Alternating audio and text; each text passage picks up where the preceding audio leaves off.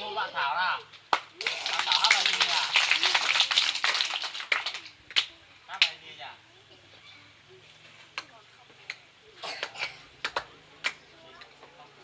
Hát bài gì bạn Thảo nhỉ? Phun bài gì nhỉ? Bài gì nhỉ? Bài gì nhỉ? Hát được bài gì nhỉ?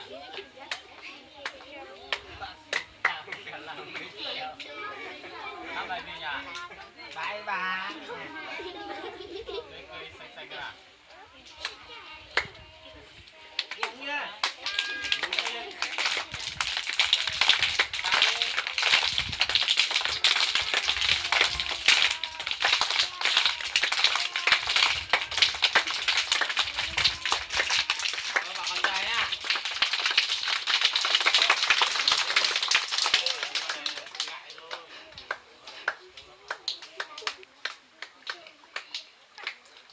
Bạn nào đấy à? Lớp 2 bạn nào biết hát nữa? C đâu?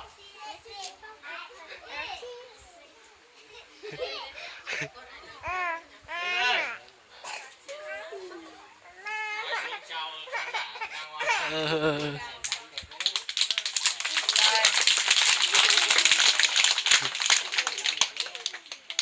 Bài gì nhỉ? Bài hôm nọ ấy.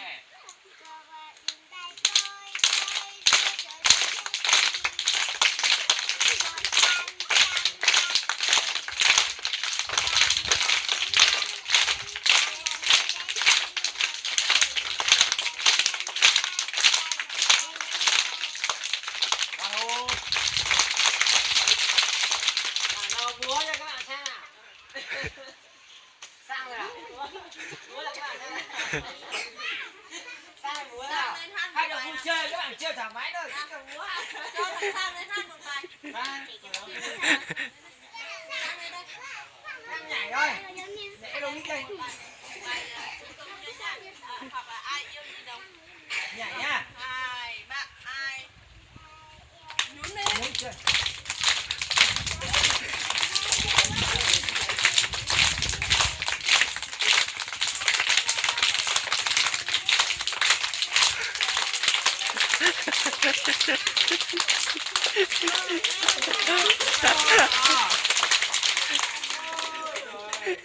Các bạn Sang hát hay không? Vỗ tay to lên. Nếu bạn nào hát hay như bạn Sang nào, giơ tay. Thì hú lo. Nếu bạn Sang nào. Bạn nào không được à? Bạn nào múa cho xem nào. Là hai bạn. Cho 4 đứa lên múa. Các bạn nào ông nọ múa cái bài cùng với Duy Trăng múa lại cơ à? Các bạn nào nhỉ?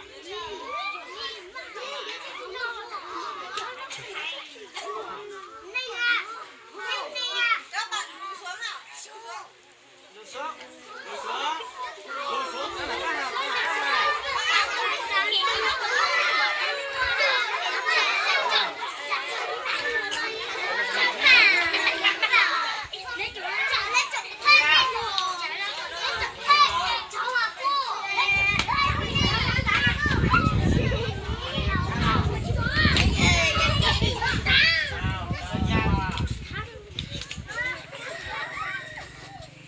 Về nhà nhá. Đúng nào đấy.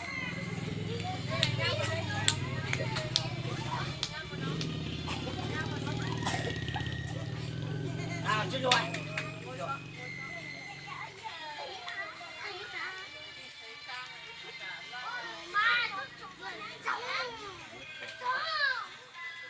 Mày nhớ dai đó.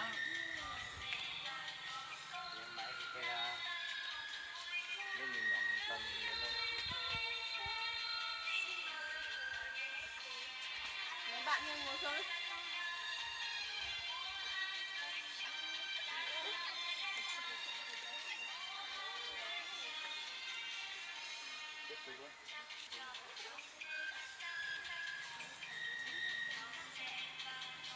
Có bài check đèn không sao không? Cho bọn kia nhảy đi.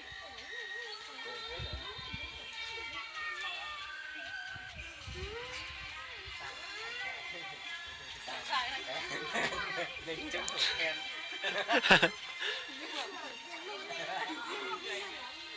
Nhưng mà thằng đấy bạo lắm, thằng đấy với thằng Sa.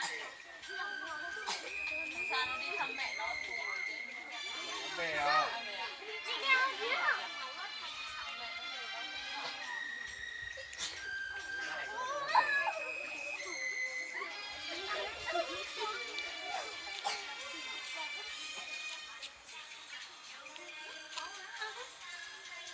Mà nó đi văn nghệ này mà nó tự tin á.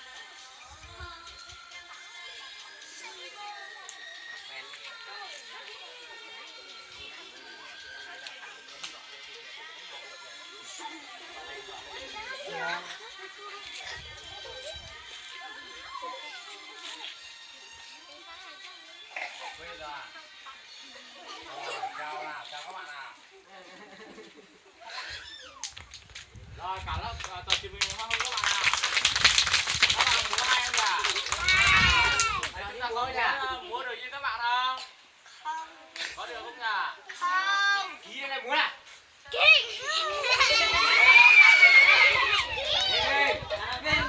Nhảy thành đâu? Ký đây nhảy thành ra ra. Nào các bạn kia tôi xếp hàng thế nào? Cúc xếp hàng thế nào? Thế này. Xếp hàng quay xuống này.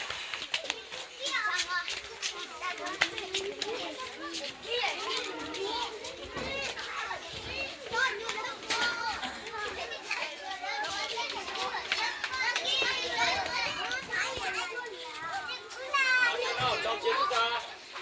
Cháu chiến rút ra. Không ngồi đấy. Không ngồi đấy. Nào đấy. Ai nói chuyện cho đây là muối à?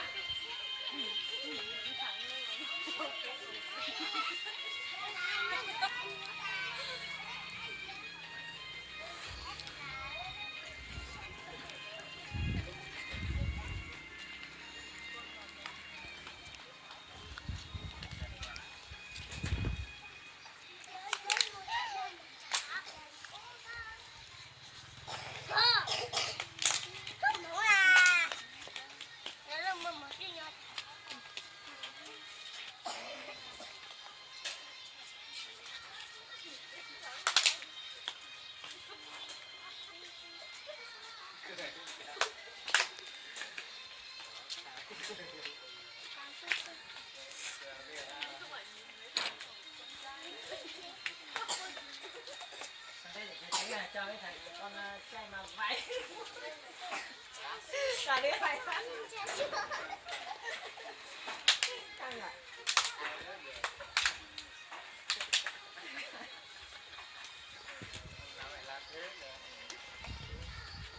Nó mình dạy thì mình cũng dạy là nó múa thì cũng bắt nó mà hết rồi.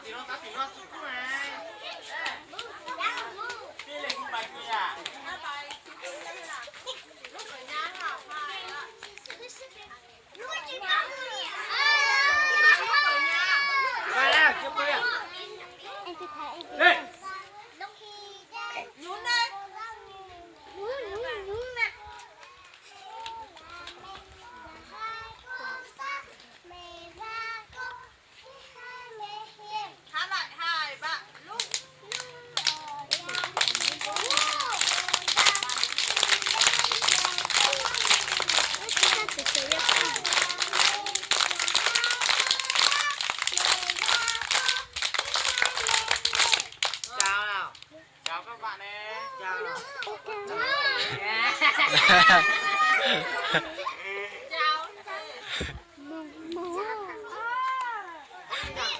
Có ý chẳng nào? Nào cô Nung đi hát bài tặng các bạn nào. Một té các bạn nào. Rồi các bạn về chỗ đi. Vỗ tay hô các bạn nào. Một bài. Nó đâu? Đây. Nào. Đây nào. Nung có đi một bài tặng các bạn nào. Có đi hát không? Nào. Không đẩy bạn. Không đẩy bạn. Nung. Đi ra đây. Nung. Đúng một bài thôi mà. Cho nó mạnh dạn lên con. Chào các bạn đi, chào các bạn. Chào đấy. Vỗ tay.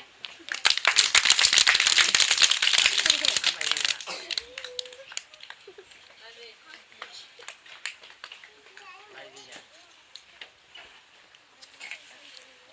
Cây. Nhún này.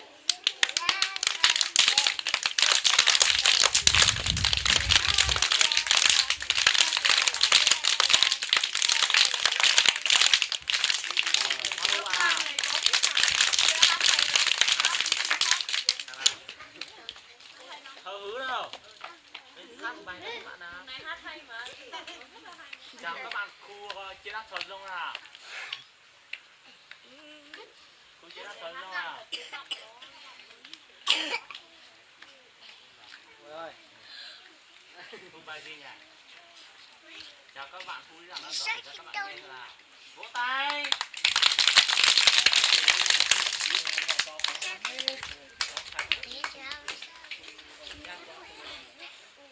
Khu bài gì nhỉ? Bố chú sao? Khu giảng đơn. Sao tí đâu? Bố sao tí ta? Ngồi nha. Bố sao mà?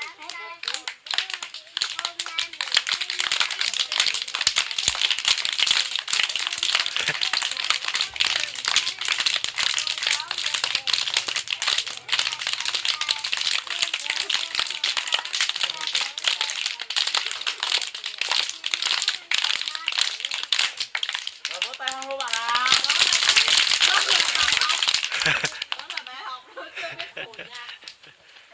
Bạn hứa hai không nhỉ? Cả lớp mình hoan hô bạn lần nữa nào. Thu.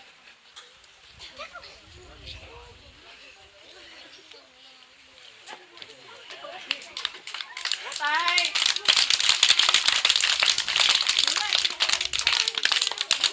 Chơi nào.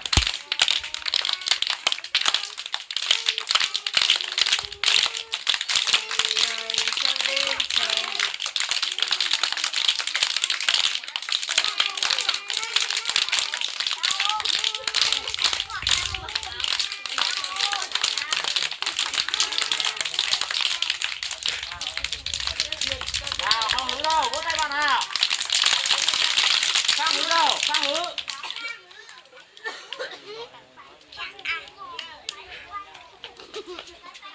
Nào. Sao bài gì nhỉ? Cùng cho dung thế nào.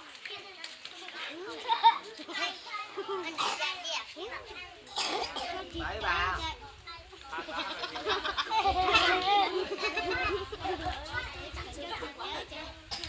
Hát bài gì?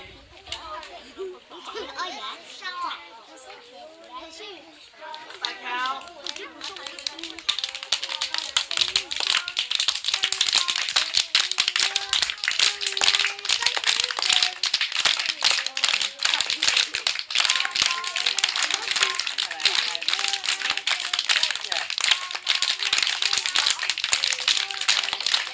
Đấy, chào, vỗ tay. Bạn hứa hay không nhỉ? Hai vỗ tay một lần nữa nào. Đi đâu?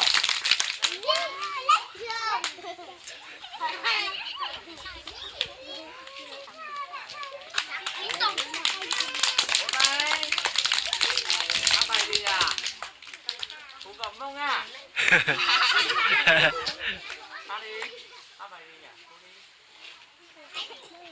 Hát bài gì nhỉ? Hát đi nào. Mạnh dạn đi ra nào. Để chồng con con. Để chồng con con mồi để chồng con con.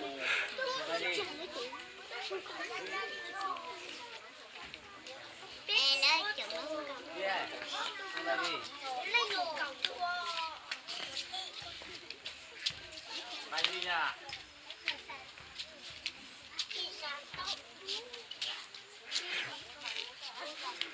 Hai bài podcast cho nào gì?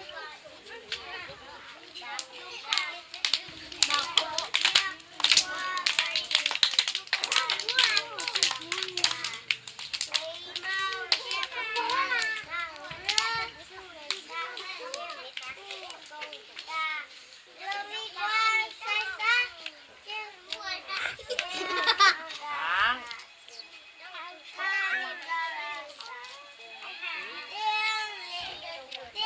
Đúng. Đang cho học sinh hoạt động.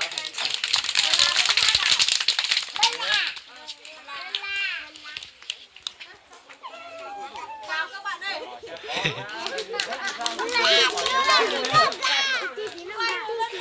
Hỏi em có như ba có phải xí nhá, tôi hỏi em có không? Bạn bên này là cười, là phải cười.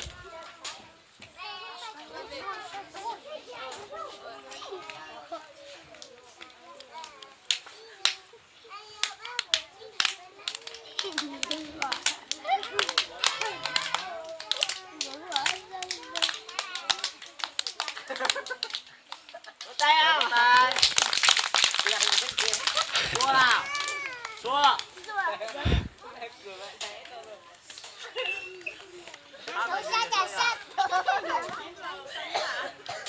Hát bài gì nhỉ? Chỉ đi lên khán giả.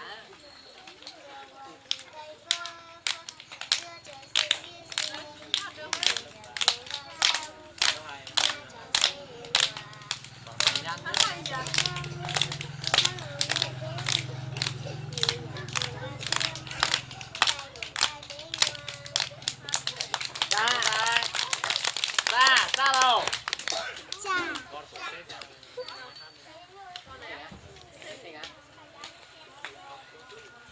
Rồi chào các bạn đi. Tay to lên.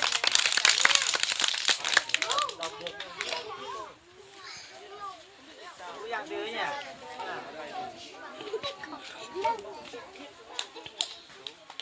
To lên.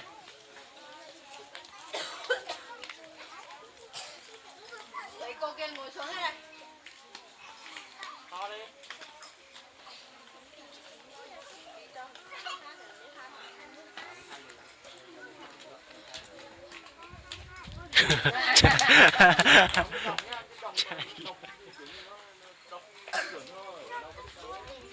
Sáng đâu? Các cô kia ngồi xuống đây. Hai đứa. Chào các bạn. Chào các bạn, ra sao chưa? Rồi, hát bài gì nhỉ? Hát bài hy chào con đó thử thế nào?